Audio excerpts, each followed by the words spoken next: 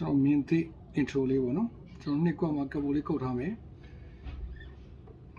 ဟုတ်ပြီပြီးရင်ဆို key ရတော့ E ပေါ့နော်ဒီကျွန်တော်14ကွက်4ကျိုးပြီး12ကွက်1ကျိုးပြီး12ကွက်4ကျိုးနဲ့1ကျိုးနဲ့ကိုစုံဆွဲမယ်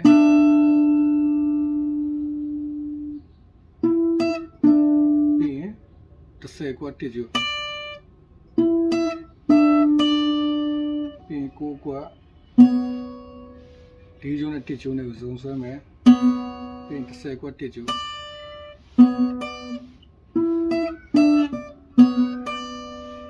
ပြီးရင်ကျွန်တော်4ကျိုး open 1ကျိုးနဲ့စုံဆွဲမှာပေါ့နော်1ကျိုးကကျွန်တော်ဒီ10ကွက်မှာဟုတ်ပြီ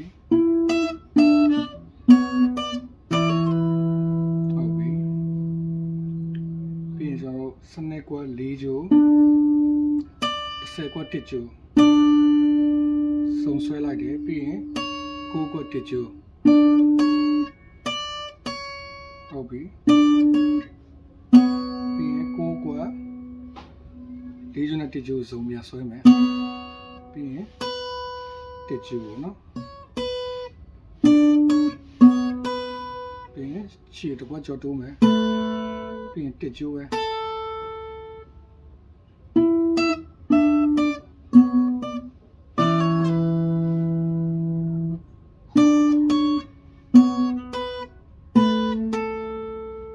ပြီးရင်4ကျိုး open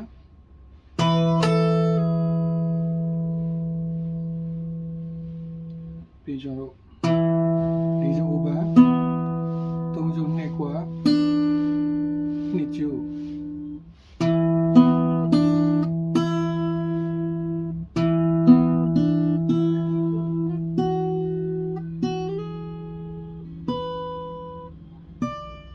ဟုတ်ပြီနော်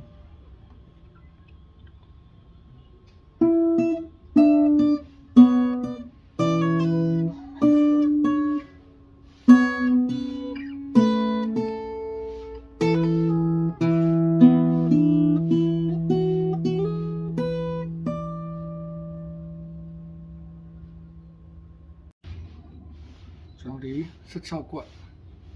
12 13 14 15 16ကွက်လက်သရွယ်ပေါ့နော်1ကျိုးပြီးရင်4ကျိုး open နဲ့4ကျိုး open ကိုရင်တီးလိုက်မယ်ပြီးရင်5ကျိုးနဲ့တွဲတယ်ပြီးရင်1ကျိုးနဲ့4ကျိုးနဲ့တွဲလိုက်တယ်ပြီးရင်10ကွက်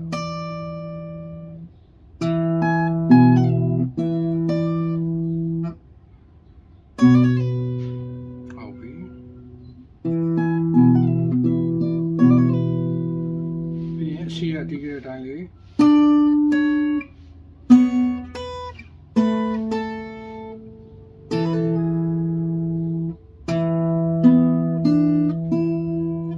4ကျိုး open 3ကျိုး2ကျိုး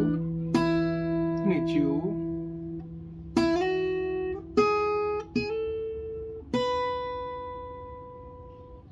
ပြီးတော့ဒီနဲ့3လေးကိုပြလိုက်ပြီမယ်စနစ်ကွက်1ကျိုးလက်တန်းဟုတ်ပြီအဆင်ပြေကြပါလိမ့်